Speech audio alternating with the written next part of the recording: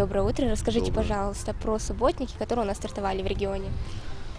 Очень масштабный субботник. Сегодня здесь, на прибереговой территории реки Сунжа, города Марас, более 300 человек.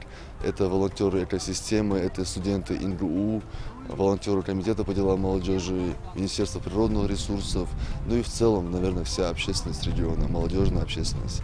Вот. И в такой радужной, веселой атмосфере волонтеры собирают мусор, очищают территорию реки Сунжа. Мы знаем, что это очень излюбленное место для горожан, место отдыха. Как правило, в таких местах всегда бывает очень много мусора. И перед началом как раз-таки этого сезона, когда люди отдыхают, мы решили вот так собраться, очистить территорию, показать пример и школьникам, которые здесь присутствуют, и подрастающему поколению, и передать эстафету другим населенным пунктам, которые также, я думаю, включатся в эту работу и начнут очищать засоренные территории нашей республики. Вообще, как часто планируется проведение субботников, тем более сейчас, как вы сказали, период подходящий? Ключевой момент тот, что в России объявлена всероссийская акция под названием «Мы за чистоту». И мы сегодня собрались в рамках именно этой акции. Эта акция предусматривает, что до конца месяца мая практически еженедельно на различных территориях будут проводиться такие субботники. У нас уже есть запланированные территории на следующую неделю и на последующей неделе.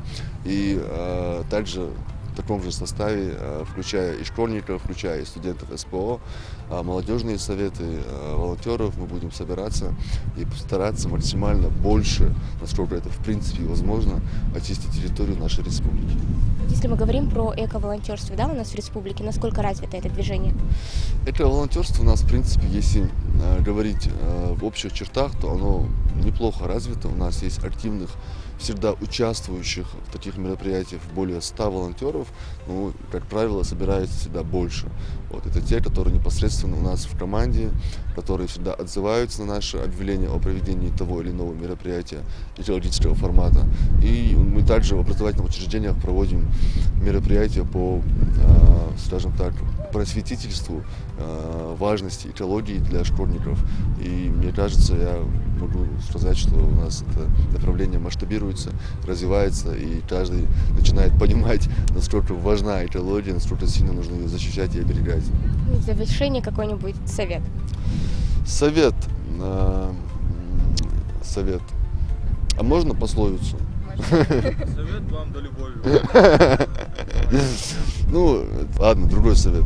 Совет всегда стараться держать в чистоте то место, где ты живешь. В таком случае везде будет чисто.